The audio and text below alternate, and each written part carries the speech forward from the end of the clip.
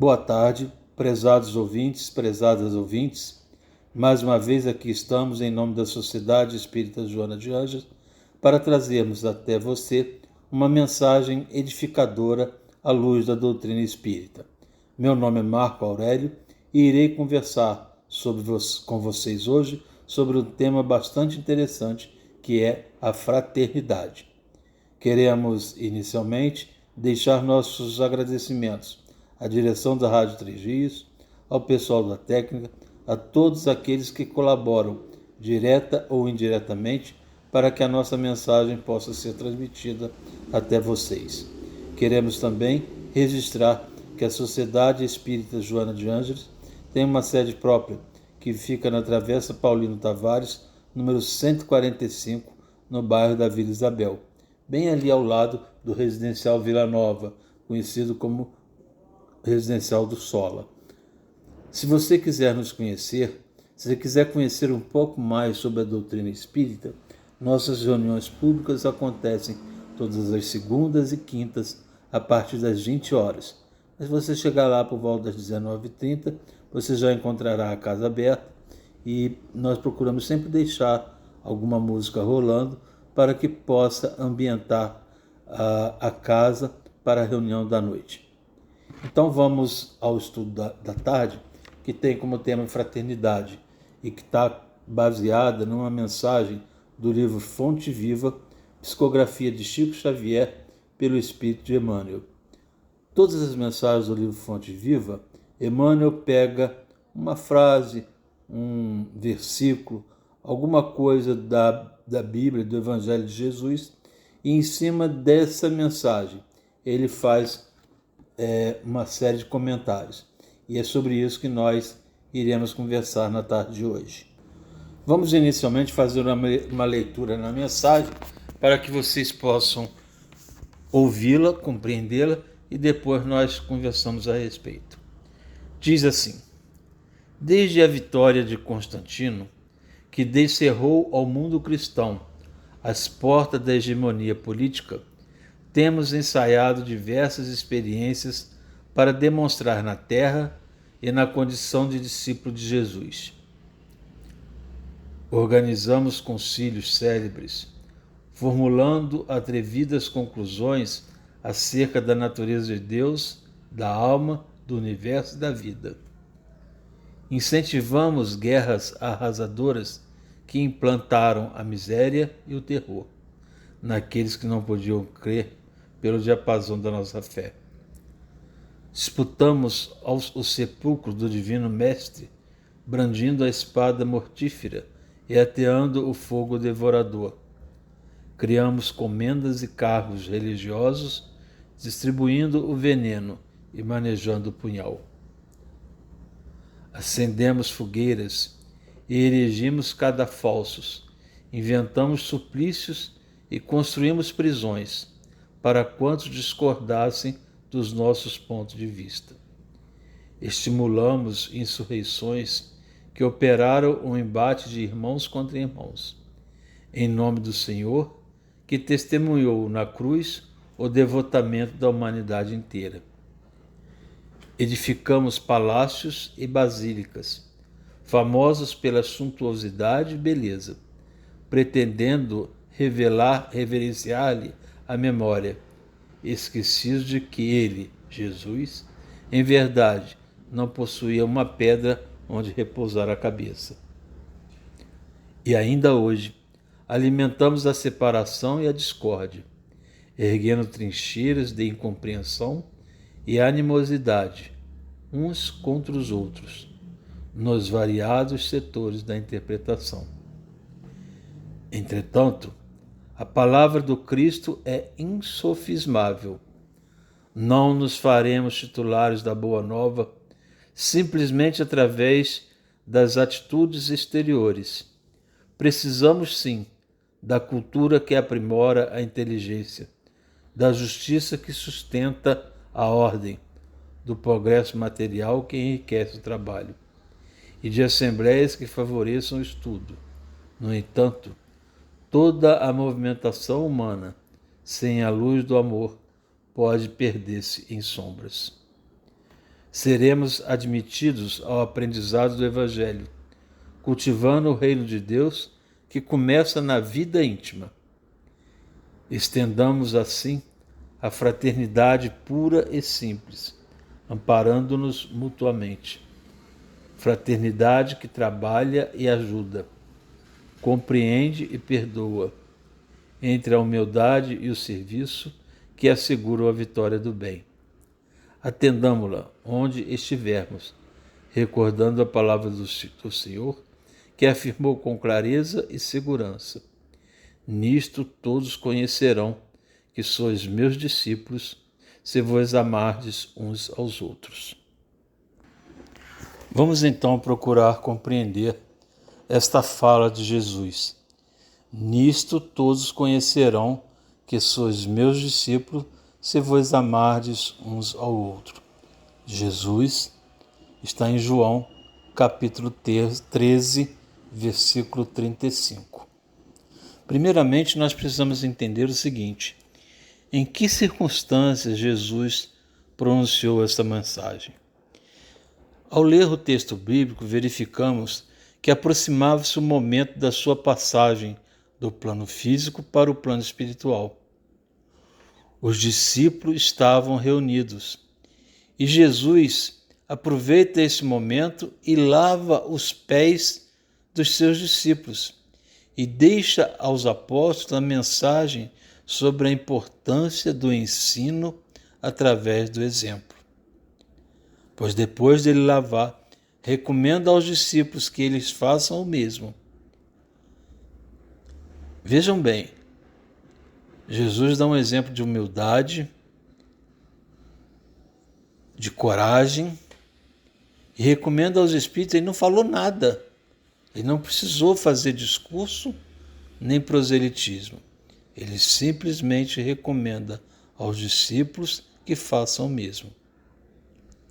Para que vocês vejam a importância dessa palavra amor para Jesus, após ele lavar os pés, ele anuncia que um dos seus discípulos irá lhe trair. E ao final pronuncia aquele que se tornou o seu maior mandamento: amar a Deus sobre todas as coisas, ao próximo como a si mesmo. E diz: amai-vos uns aos outros, como eu vos tenho amado. Assim também vós deveis amar-vos uns aos outros. E complementa: todos conhecerão que sois meus discípulos, se vos amardes uns aos outros. Então, para ser reconhecido como discípulo de Jesus, nós não precisamos ir em praça pública fazer sermão, nós não precisamos aconselhar em alto e bom som para que todos ouçam, nós precisamos dar esmola aos pobres e fazer disso um anúncio público. Não, nada disso. O que nós precisamos é simplesmente amarmos uns aos outros. Jesus então deixa muito claro que não importa outra coisa senão o amor como elemento fundamental para aqueles que queiram seguir-lhe, para aqueles que queiram seguir-lhe os passos, e que esse amor precisa ser um amor incondicional. Como no caso da passagem bíblica, que ele sabia que alguém o trairia, mas mesmo assim não deixa de amar Judas. Nós precisamos fazer uma contextualização sobre o tema amor.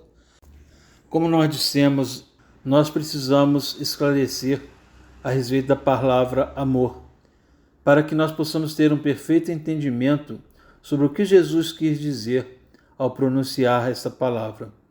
Porque, na verdade, quando nós falamos do grego ou do aramaico, existem 4 palavras que, quando traduzidas para o português, pode ser traduzida como amor, mas são amores que têm uma distinção diferente. Existe o amor eros, que é o amor romântico. O amor filia O amor filia está relacionado à questão da amizade. O amor storge, que é o amor que significa o afeto de família.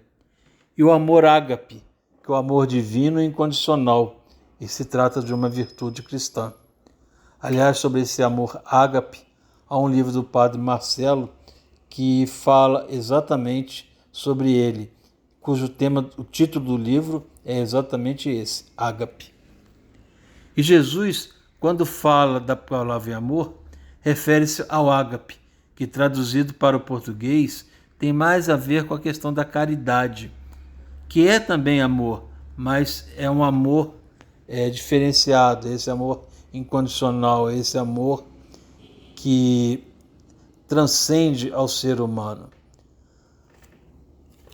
E nós precisamos entender o seguinte, no próprio Evangelho de João, no capítulo 14, versículo 6, Jesus nos afirma: eu sou o caminho, a verdade e a vida.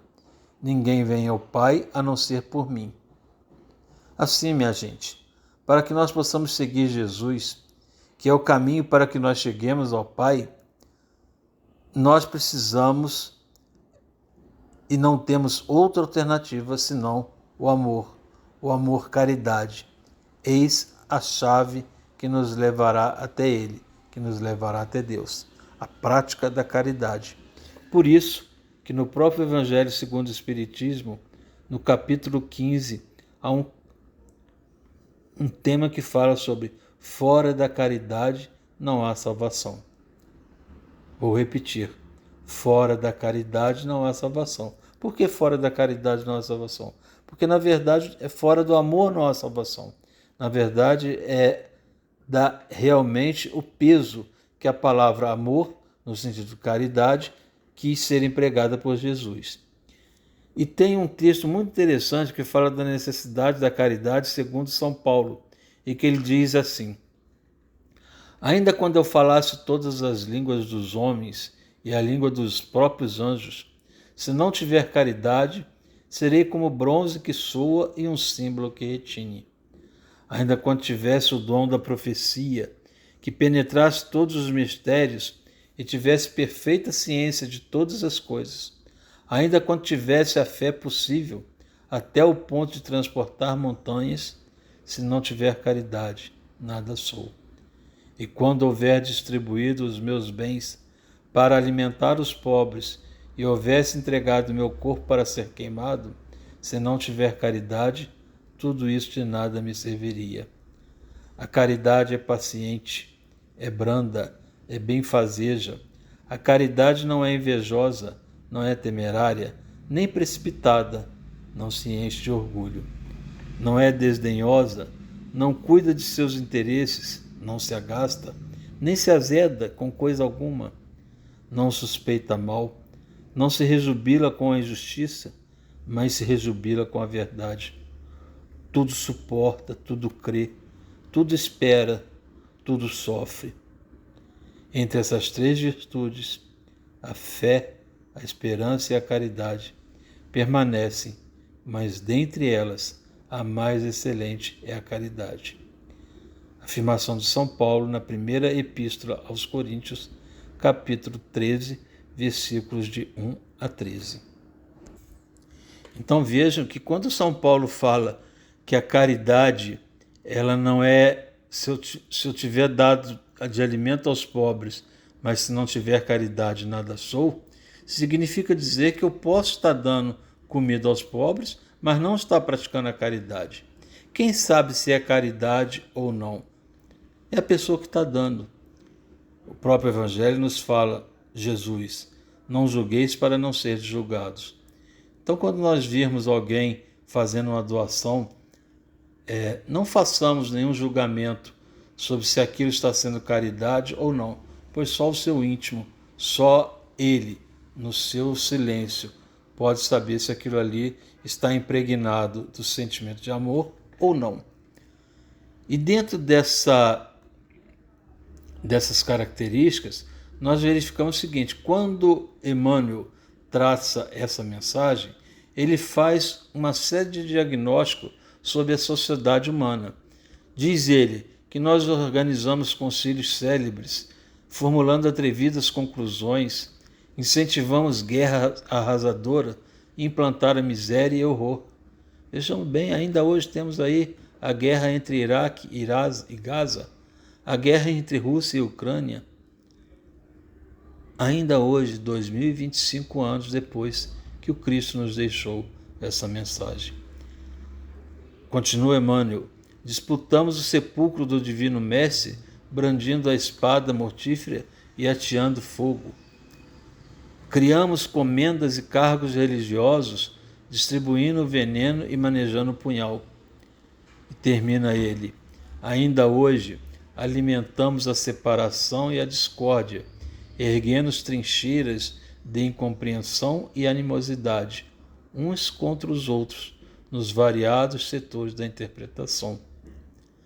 Vejam bem, gente, ainda hoje, a guerra contra o tráfico, a guerra contra as drogas e armas, a violência urbana, o feminicídio, a violência contra jovens e crianças, a incompreensão entre as pessoas por coisas fúteis. Onde está esse amai-vos uns aos outros como eu vos amei? Se o ser humano não consegue sequer compreender a diferença de opinião que existe muitas vezes entre as criaturas. E essa divergência, se nós formos observar, ela é salutar, para que nós possamos, através do diálogo respeitoso, encontrar qual é o melhor caminho. É assim ou não? Ainda hoje verificamos tudo isso ou não? Será que nós estamos indo na direção que Jesus nos apontou? Será que nós estamos levando em consideração quando Jesus diz: eu sou o caminho, a verdade e a vida? Onde está a prática do perdão? Onde está a mansuetude? Onde está a humildade? Onde está uma série de coisas? Onde está nós deixarmos de ser invejosos, ciumentos? Vamos pensar, gente. Vamos pensar na nossa vida, vamos pensar em como chegarmos ao lado do Pai. E qual é o problema? O próprio Emmanuel nos fala: não nos faremos titulares da Boa Nova simplesmente através de atitudes exteriores. Precisamos, sim, de cultura que aprimora a inteligência, da justiça que sustenta a ordem do progresso material e que enriquece o trabalho. Ou seja, nós não precisamos de atitudes exteriores. E ele ainda aponta a solução.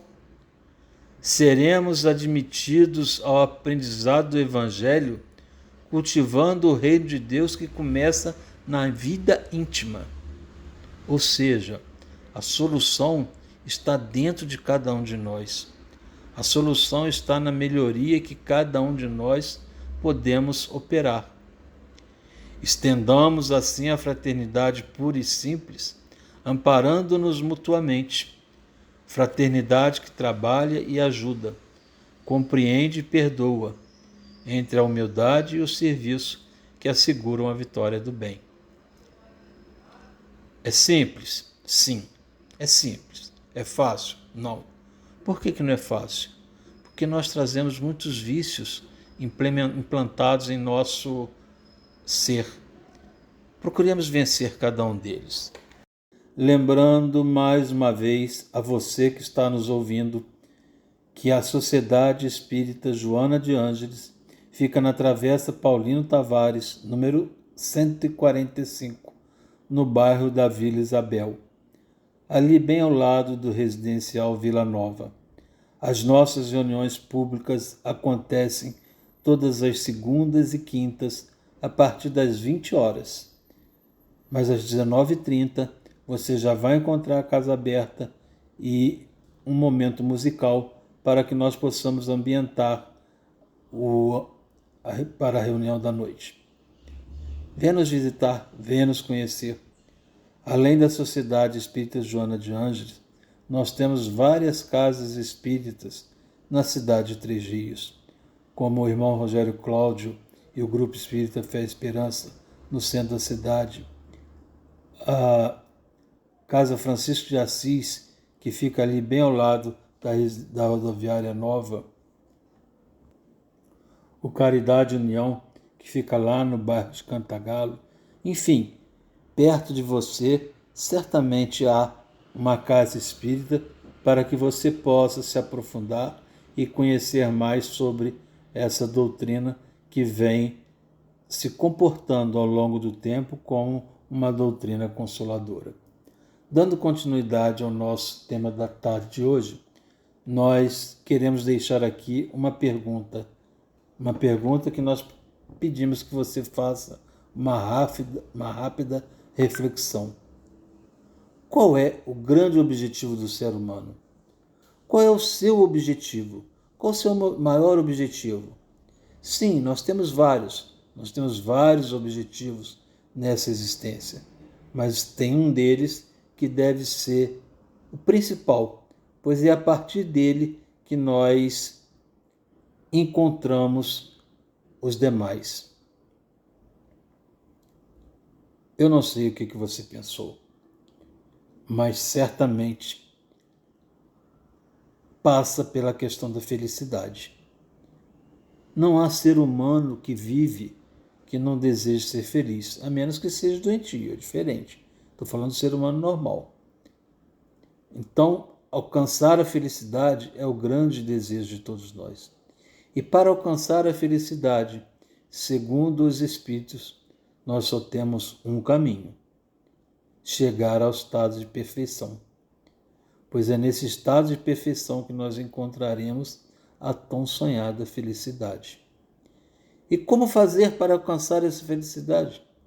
Como fazer para alcançar esse estado de perfeição? Jesus nos deixou uma dica. Eu sou o caminho, a verdade e a vida. Ou seja, seguir os caminhos de Jesus, seguir o Evangelho.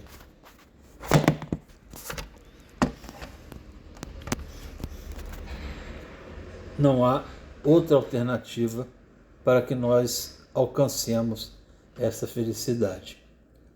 Tempos atrás, nós trouxemos aqui neste programa um estudo falando sobre a fórmula da felicidade. E esse estudo tinha como tema, como base, um livro do mesmo nome escrito por Jamiro dos Santos e que nos relata sobre o caminho que devemos trilhar para alcançar esse sonho. Tudo com base em ensinamentos que lhe foi dado por Jerônimo Mendonça, o gigante deitado. E Jerônimo compara essa busca de felicidade a subir um edifício de 7 andares, onde cada andar corresponde a uma virtude que o ser humano precisa desenvolver. Para você que não nos ouviu naquela tarde, ou de repente ouviu, mas já esqueceu, quem foi Jerônimo Mendonça? Nasceu em 1939 e morreu cedo, em 1989. Jerônimo enfrentou sérios problemas de saúde desde a infância, que o levaram a ficar acamado boa parte da sua existência física. Porém, mesmo diante das dificuldades, manteve-se otimista e encontrou no Espiritismo um propósito para a sua existência. Viajando pelo Brasil, em uma cama ortopédica, proferindo palestras, cantando e consolando pessoas que buscavam conforto e orientação. Tornou-se um exemplo de resignação e serenidade, mostrando que é impossível encontrar a felicidade e o sentido da vida, mesmo em meios a tantas adversidades. Diz que certa vez um repórter lhe perguntou o que ele entendia como felicidade. E Jerônimo deu uma resposta muito simples: eu não sei o que é para você. Para mim, a felicidade seria tão somente eu poder me mover nessa maca. Enfim, a felicidade humana, cada um de nós temos um desejo a ser alcançado. E nós acreditamos que muitas vezes, ao encontrar esse desejo, chegaremos à felicidade. Mas, via de regra, Quando nós atingimos esse desejo, vem outro desejo, e outro desejo, e outro desejo, e nem sempre alcançamos a felicidade a partir dos desejos. Os 7 andares que Jerônimo Mendonça propõe é o seguinte: o primeiro andar é a fraternidade, o segundo andar, a compaixão, o terceiro andar, o desprendimento, o quarto andar, a verdade, o quinto andar, o perdão, o sexto, a fé, e o sétimo, a humildade. Nós não iremos falar sobre todos eles, porque não há tempo e não é o objeto desse programa. Iremos falar especificamente sobre esse primeiro andar, o andar da fraternidade. Vamos então ver o que nós podemos falar a respeito desse tema tão importante que é a fraternidade. Então, vejamos, a fraternidade é o início de virtudes como a tolerância, a educação, a ética e tantas outras. Ética. Ética é agir com boas maneiras no dia a dia, é ceder o lugar no ônibus, ser educado no trânsito, ser educado nas filas de banco e repartições públicas, ser gentil com os mais idosos, com os doentes e as crianças, são alguns exemplos de comportamento fraterno. É simples, né? É simples ter esse comportamento fraterno, mas nem sempre a paciência nos permite essa educação necessária, essa capacidade nossa de nos relacionarmos com os outros. Lembremos que Jesus nos disse: amai-vos como eu vos amei.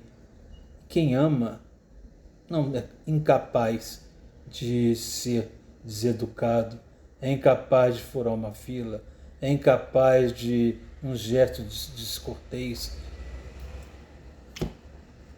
E o que nos afirma Jerônimo Mendonça é que é impossível alcançar a felicidade sem ser fraterno.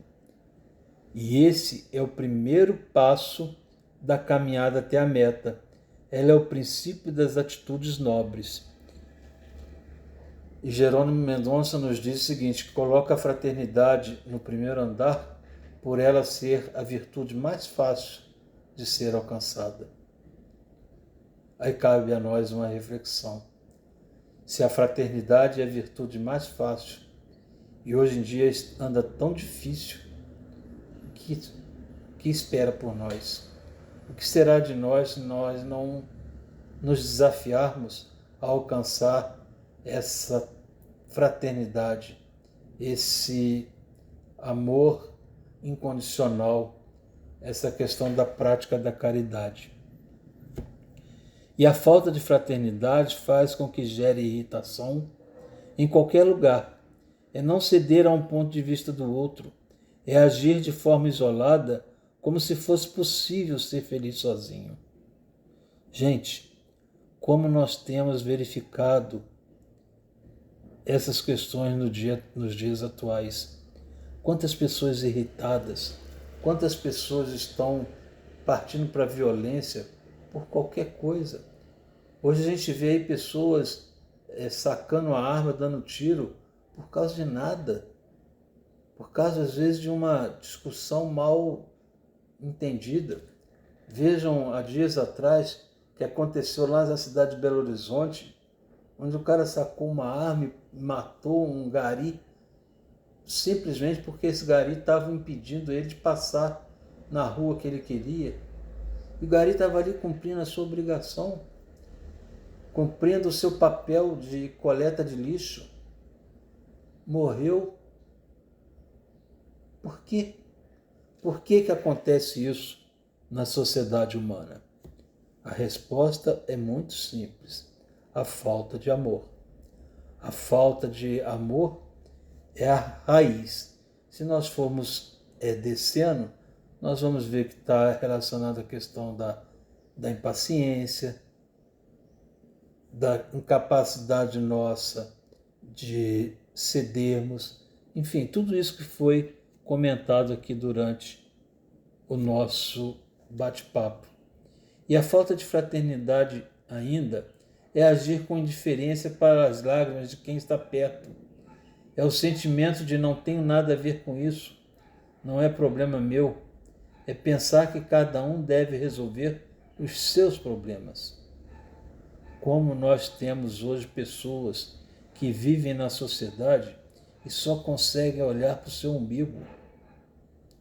Como nós temos pessoas que estão vendo aí aquela irmã que está ao nosso lado, passando fome e é incapaz de um gesto de amor, um gesto de caridade. Se não for por amor, que seja pelo menos por misericórdia, que seja pelo menos por um gesto de doação, pura e simplesmente. Mas nós não podemos ser indiferentes. Nós não podemos agir como se nós não tivéssemos nada a ver com isso. Eu sei, você sabe. Há um volume de demanda muito grande. Nós não somos capazes de atender a todas as demandas que batem nas nossas portas. Nós não somos capazes de sair pela rua e todos aqueles que nós encontrarmos sentindo fome, dar de comer. Mas se nós não podemos fazer com todos, façamos com um. A cada dia, umzinho para que a gente possa cumprir a nossa parte. Precisamos entender que somos interdependentes. E enquanto existir a miséria, a dor e a injustiça, a felicidade não estará com ninguém. Nós somos criados para viver em sociedade. E para tal precisamos desenvolver a capacidade de aceitar as diferenças. Vou repetir isso, gente. É muito importante. Como nós temos sentido falta nos dias de hoje dessa questão, nós precisamos desenvolver a capacidade de viver em sociedade e, para tal, desenvolver a capacidade de aceitar as diferenças. Fraternidade vem do conceito de irmãos, ou seja, é nos tratarmos como sendo verdadeiramente irmãos. Precisamos fazer deste comportamento a nossa capacidade do cotidiano e será o início da nosso caminho para nós nos sentirmos felizes. Pense bem, pense no quanto é importante a prática da caridade. Nós sabemos que é um grande desafio. Nós sabemos que o Evangelho de Jesus não foi feito para principiantes. Mas nós não somos principiantes. Pelo entendimento que temos da doutrina espírita, nós já somos espíritos que já vivemos algumas encarnações anteriores e estamos aqui nesse momento reencarnando em provas e expiações e num momento de muita turbulência, no momento onde o planeta está buscando a sua regeneração. E para que o planeta possa passar para o estado de regeneração, nós, espíritos encarnados aqui, também precisaremos avançar, para que nós possamos amanhã nos encontrarmos nesse novo planeta Terra, onde não haverá tanto mal, nesse novo planeta Terra regenerado, nesse novo planeta Terra onde haverá menos dores, menos sofrimentos, menos ranger de dentes, onde ainda não será possível a felicidade plena, mas será bem melhor do que nós vivemos hoje. Pense nisso, pense com carinho para que você, eu, todos nós, possamos nos reencontrarmos nesse novo planeta que está por vir. Muita paz, que Jesus nos abençoe. Até a próxima.